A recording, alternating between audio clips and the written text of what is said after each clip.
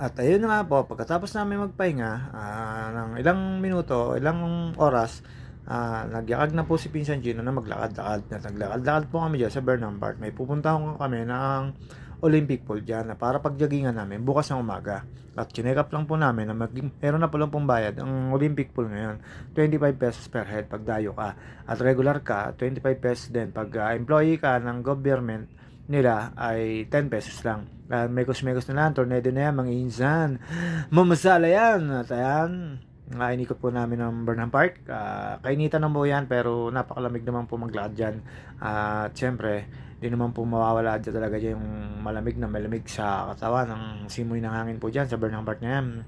Sa mekos-mekos lang po kami dyan, dumiretso lang po kami dyan. Nagpunusuan ko isang babae dyan. Tapos ayan po sinasabi ko sa Olympic na sinasabi kong pwede ho namin pagjogingan at sinita ho kami dyan nung nasa loob na kami, pero dire-diretso lang po kami dyan para tignan po, para bukas namin pagjogingan yan. At after po namin dyan, dumiretso po kami papuntang Session Road. At doon po kami naggala ni Pisantino. At wait nyo lang po, ayan, megos-megos na yan, nakapasok na po kami, nagpicture-picture lang, tapos kinunan ko ng video para bukas na umaga ay nandyan po kami. Yan naman po yung obstacle nila na Olympic Pool ng Baguio City. Sa tabi lang po ng Burnham Park yan, kaya napakasarap po magpapawis dyan. Ayan, pinuntahan namin mga estudyante, nagmekos-mekos lang po kami dyan ni Pisantino. Tornado na po yan, ang dami po estudyante kahit Sabado. At ang dami pong sports dyan, kaya nakakatuwa po naman na maggala dyan. Lalo siguro sa umaga, ang dami po ako nakasabay dyan last year or last month na pagpunta namin dyan noong November. Nandyan po ako, nagpapawis, nag-exercise. Hindi ko mawawala kay JT Saka, alam yun, dahil malamig dyan at laging nagpapapawis si JT Saka lang. Alam nyo na, rumurupok na mga buto pag bumabata, joke lang. At ayan po, papakita po bida dyan. Ano, nag-jacket ako dyan, kala ko sobrang lamig yung palande. Tapos after po noon, syempre, ikot po kami sa papuntang Session Road.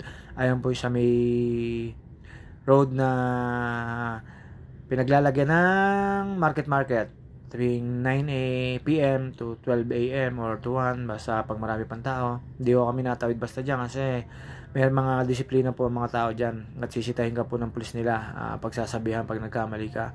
Bawal nga po nagyoyosi dyan or nagbe-vape na basta-basta at sisitahin ka. Pwede kang pagmultahin or community service lalo pag nahuli ka nagyoyosi or naninigarilyo dyan sa mga area yan na pampubliko. At tumawid na po kami dyan.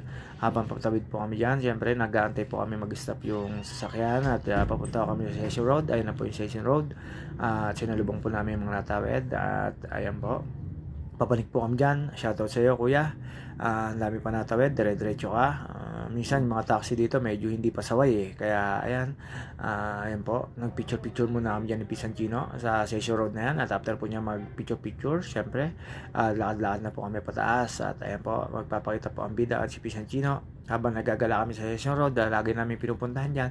Sa ngayon naman hindi ho kami nakabike, lakad lang talaga at nakasasakyan kami ni Pinsan Gino. At meron po akong mga kasabay dyan. Nakinunan ako ni Pinsan Gino na di ko alam kung sinasabayan ba ako, forever ko ba siya o forever niya ba ako. Basta nakatalikod kami dalawa. Sana all. Migos na yan mga insan. Ayan, sinasabi ko po sa inyo, napasabay lang po. Hindi ko mahawakan yung kamay kasi hindi ko na makakilala. At ayan, stranger lang po ako dyan. Tapos nilingon ko po siya. Tinatawanan na pala ako ni Pisantino. Yung pala, may kasabay ako. At ayan po, megos na yan. Ayan po si ate. At ayun po, iniwan na po ako kasi hindi naman kami magmakakilala. Tapos pasok ko kami sa isang lugar dyan na may nakita si Pisantino na magagandang ukay-ukay na jacket. Pero hindi po kami nagtagal dyan. Dumaan lang po kami at naggagala lang po kami yan. After namin magpahinga ni Pisantino, magkasama pala kami ni Pinsan Gino sa isang kwarto at doon kami matutulog. At sa Pisa Oyen, si Obik at si Sache at si Pisang Grace sa kabila, magkakasama sila yan. At after po niya, lumabas na uli kami. Plus mekos na yan, naghahanap kami ng makakainan dyan. Diyan dapat kami kakain ng mga mami at noodles na mapainit. Kaya lang, medyo mahalay. Kaya sabi ni Pinsan Gino, sa iba na kami. Lumabas kami yan. Tapos after nun, ayan, nagawekos-mekos na kami dyan. Nagantay na ho kami dyan ng mga magpagabi. And dahil po may pupuntahan nyo kaming kainan. At after po dyan, syempre, mekos-mekos sa tornado na yan. More masala yan, mga insan. At ayan, sobrang lamig. Shoutout nga pala kay na Jasper Gorin, Chris Cabrera, Chris Smart, at si Harry Ronaldo at lahat ng PBG. at lahat po ng Padyakulero. Sino kay Mike? Shoutout sa inyo. At ayan po, mekos-mekos na kami dyan. Tapos after po ng gabi, dumiretso na ho kami ng Good Taste. Diyan po sa Good Taste, syempre, malapit lang po yan sa pinagtitigilan namin. Kaya nilakad na lang po namin na pizza ngayon. And mekos-mekos na yan, makikita nyo, blockbuster po ang Good Taste ngayon. Sobrang dami ng tao. Ayan. Sobrang lapit po niya sa aming tinutulugan na transyon ng pinuntahan na yan po. Yung makikita nyo na po yung pila dyan. Hinahanap na namin yung sina Grace kasi may kinuha kami. Nipinsan na sa pickup, yung toothbrush niya at yung charger ng iPhone. Pagbalik ko namin, ayan, blockbuster ang pila sa Good Taste. At syempre, si JT Sakalam gumamit ng pinagbabawal na technique, may ID, secret kung anong ID yon. Ayun, pinaupo ako doon sa harapan, tapos doon ako sa harapan nagantay at pinapunta ko si Grace at yung baby ni Pinsan Oyen para hindi na mahirapan sa pagpila. Nang pumila na lang dyan si Obic, si Pinsan Gino at si Sache. At ayan yung Good Taste na blockbuster. Tapos mekos-mekos na yan after mga half hour na nakapasok na ho kami yan. At ayan po, pagpasok namin sa loob, ayan, napasok na ho kami, turn na ho namin na ayun, dire-diretso po kami dyan. Tapos sa dulo, kanan, hinanap namin yung upuan namin. Tapos ayun, inassist naman kami ni ate. At pagkatapos po nyan, order po kami. Pagkaupo namin dyan, Pisan Chino, katabi ko kami dyan, na Pisa Oyen. Tapos chip in mo dyan.